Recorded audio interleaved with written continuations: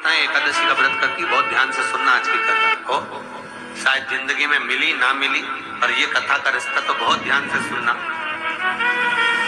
स्कंद पुराण यहाँ तक कहती है कि इस कथा के चरित्र को जो श्रवण कर लेता है उसको 26 एकादशी करना भी नहीं पड़ती। इस एकादशी की केवल ये कथा सुनकर ही वो तर जाता है। बहुत ध्यान से सुनना इसको, कथा को। इन 3 तिथियों पर एक रोटी में थोड़ा सा मीठा रखकर सोमक पितृ का नाम लेकर यदि गाय को खिला दिया जाता है तो अगर कोई पूर्वज प्रेत योनि में भी पड़ा हुआ होता है, भटक रहा होता है, जिसको पिंड नहीं मिला, जो अचानक मर गया होता है, अधोगति में चले गया होता है, उस जीव की मुक्ति दशमी, एकादशी और द्वादशी 3 दिन सोमक पितृ का नाम लेकर रोटी में, पूरी में मीठा रखकर अगर गाय को खिला दिया जाता है ये 3 दिन तक, तो वो पितृ कभी भटकते नहीं है, उनको मुक्ति प्राप्त हो जाती है, मोक्ष में। और श्रीमद् वल्लभाचार्य जी ने कहा था एकादशी मरने के बाद मत दो, एकादशी जीते जी दो। कहा था कि नहीं कहा था? जीते जी दान करिए। इसलिए जगदीश में, जगन्नाथपुरी में एकादशी उल्टी लटकी हुई। करें अपने दर्शन, जगदीश में एकादशी को उल्टा लटकाया। क्यों? क्योंकि वल्लभ ने कहा कि एकादशी जीते जी दो। कई पंडित कहते हैं तुम्हारे दादाजी मर गए, जब 12वें का दिन होता है ना तो पंडित जी संकल्प छुड़ाते हैं, देव एकादशी, बड़े बेटे ने 5 दे दी, छोटी बहू ने 3 दे दी, उसने 2 दे दी, उसने 2 दे दी, तो क्या तुम्हारे दादाजी भिखारी थे जो तुम्हारी एकादशियां लेकर जाएंगे? और तुम कौन होते हो दादाजी को एकादशी देने वाले? तुमने कौन सा इतने पुण्य कर लिए जो तुमने एकादशी दे दी? एकादशी के दान की महत्वता श्रीमद् वल्लभाचार्य जी ने कहा कि कोई व्यक्ति अगर खटिया पर सड़ रहा है, पलंग पर तड़प रहा है, हॉस्पिटल में पड़ा हुआ है, तो निवेदन है कि उसको देखने जाओ तो अपनी करी हुई एकादशी में से 2 एकादशी का दान उसको तुरंत दे दो। क्यों? तो जिससे उसको मोक्ष मिल जाए, मरने के बाद नहीं।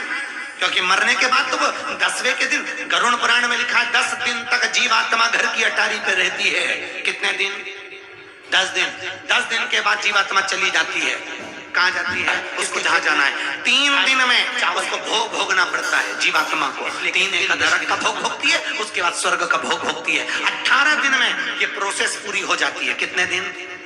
18 दिन। 18 दिन के बाद में उस जीवात्मा को धान के खेत में पटका जाता है।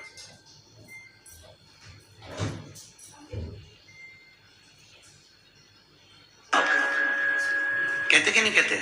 और क्या कहते हैं? द्वादशी के दिन चावल खाना जरूरी है। एकादशी का पालना करना है तो द्वादशी को चावल का 1 गिलास खाओ, तब द्वादशी को चावल खाओगे तो एकादशी लगेगी।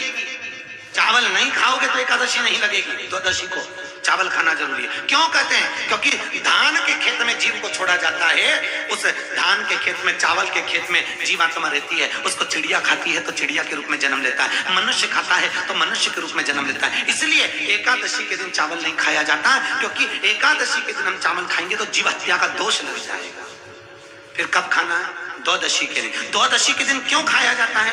क्योंकि हम एकादशी के व्रत करे रहते हैं, और पहला घासा जब चावल का खाते हैं तो अपनी करी हुई एकादशी का पुण्य, जितने जीव हमारे मुंह में जाते हैं उनको उसका पुण्य मिल जाता है, और उनका फिर जन्म नहीं होता, वो तर जाते हैं, उनको एकादशी का भाग मिल जाता है। भीष्म पितामह एकादशी का व्रत करते थे। और अर्जुन, सत्यता तो ये है कि भीष्म पितामह ने एकादशी का व्रत किया हुआ है। 26 एकादशी भीष्म पितामह ने करी है। उन एकादशी पर भीष्म पितामह एक काम करते थे। उस एकादशी के दिन भीष्म पितामह कहीं नहीं जाते थे। गौ माता के पास रहकर, गाय को चारा देकर, गाय की सेवा कर कर, गाय की पूजन कर कर, गौ माता की आराधना कर कर भीष्म पितामह अपना एकादशी का व्रत करते थे। गौशाला में गौ माता को जितना फलाहार देते थे, अपने अंश से, अपने जो पाया, जैसा पाया वैसे अंश के हिसाब से गौ माता की सेवा में लीन रहते थे। अर्जुन, घबराना नहीं, बाण तुम छोड़ोगे, दुनिया के लोगों को लगेगा कि अर्जुन ने बाण छोड़ा है। भीष्म पितामह बाणों की सैया पर पड़े हैं, दुनिया के लोगों को लगा रहेगा, पर अर्जुन, भीष्म पितामह के शरीर में बाण नहीं चुभेंगे। भीष्म पितामह बाणों की सैया पर नहीं, जो एकादशी का व्रत भीष्म पितामह ने करा है, उस एकादशियां भीष्म पितामह को अपने हाथ पर झेल लेगी और उसको अपने हाथ ऊपर।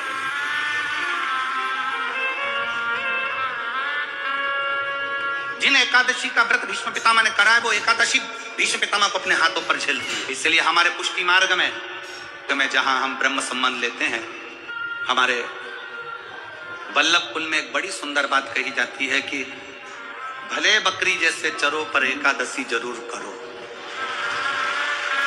वो भीष्म पितामह के संवाद को देखकर कहा जाता है, वो भीष्म पितामह के संवाद को देखा जाता है कि भीष्म पितामह के शरीर को एकादशी ने अपने हाथ में झेल कर रखा है। आप पशुपतिनाथ का व्रत करते हो, आप 16 सोमवार का व्रत करते हो, आप संकट सोमवार का व्रत करते हो, आप शिवरात्रि का व्रत करते हो, सोमवार की अष्टमी का व्रत करते हो। उन व्रतों में सारे व्रत करो मना नहीं है, पर उस व्रत में अपना पूर्ण समर्पण परमात्मा के प्रति रखो।